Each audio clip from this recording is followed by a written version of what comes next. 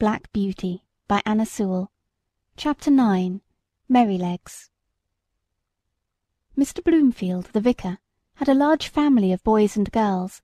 Sometimes they used to come and play with Miss Jessie and Flora. One of the girls was as old as Miss Jessie, 2 of the boys were older, and there were several little ones. When they came there was plenty of work for Merrylegs, for nothing pleased them so much as getting on him by turns, and riding him all about the orchard and the home paddock, and this they would do by the hour together.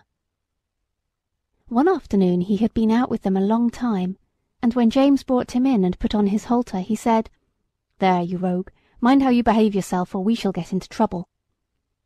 "What have you been doing, Merrylegs?" I asked. "Oh," said he, tossing his little head, "I have only been giving those young people a lesson. They did not know when they had had enough, nor when I had had enough, so I just pitched them off backward. That was the only thing they could understand." "What?" said I. "You threw the children off?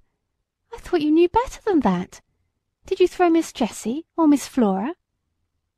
He looked very much offended, and said, "Of course not. I would not do such a thing for the best oats that ever came into the stable. Why, I am as careful of our young ladies as the master could be, and as for the little ones, it is I who teach them to ride.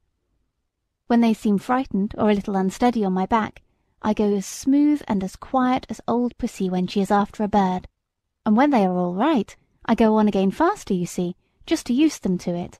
So don't you trouble yourself preaching to me. I am the best friend and the best riding master those children have. It is not them, it is the boys." "Boys," said he, shaking his mane, "are quite different. They must be broken in as we were broken in when we were colts, and just be taught what's what. The other children had ridden me about for nearly 2 hours, and then the boys thought that it was their turn, and so it was, and I was quite agreeable. They rode me by turns, and I galloped them about, up and down the fields and all about the orchard, for a good hour. They had each cut a great hazel stick for a riding whip, and laid it on a little too hard, but I took it in good part, till at last I thought we had had enough, so I stopped 2 or 3 times by way of a hint. Boys, you see, think a horse or a pony is like a steam engine or a thrashing machine, and can go on as long and as fast as they please. They never think that a pony can get tired or have any feelings.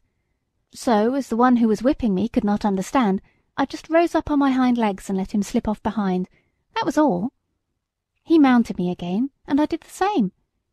Then the other boy got on, and as soon as he began to use his stick, I laid him on the grass, and so on, till they were able to understand.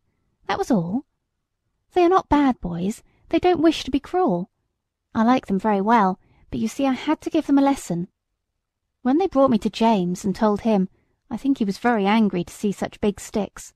He said they were only fit for drovers or gypsies, and not for young gentlemen." "Had I been you," said Ginger, "I would have given those boys a good kick, and that would have given them a lesson." "No doubt you would," said Merrylegs, "but then I am not quite such a fool, begging your pardon, as to anger our master or make James ashamed of me. Besides, those children are under my charge when they are riding. I tell you they are entrusted to me.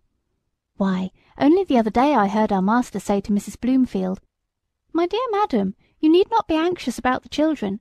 My old Merrylegs will take as much care of them as you or I could. I assure you I would not sell that pony for any money. He is so perfectly good-tempered and trustworthy. And do you think I am such an ungrateful brute as to forget all the kind treatment I have had here for 5 years, and all the trust that they place in me, and turn vicious because a couple of ignorant boys used me badly? No, no. You never had a good place where they were kind to you, and so you don't know, and I'm sorry for you. But I can tell you good places make good horses. I wouldn't vex our people for anything. I love them, I do," said Merrylegs, and he gave a low "ho-ho-ho" through his nose, as he used to do in the morning when he heard James's footstep at the door. "Besides," he went on, "if I took to kicking, where should I be?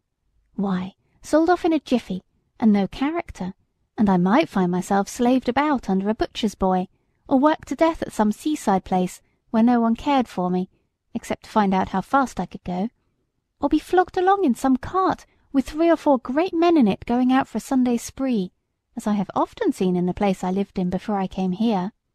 No," said he, shaking his head, I hope I shall never come to that. Chapter 10